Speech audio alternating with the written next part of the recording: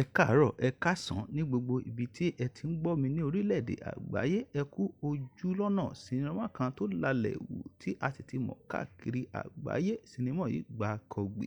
A pe orúkọ rẹ̀ ní Queen of the Zanga.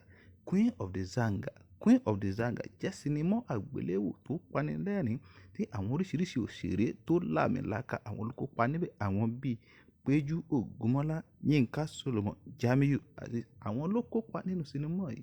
Ó sì panilẹ́rìn lọ́pọ̀lọpọ̀.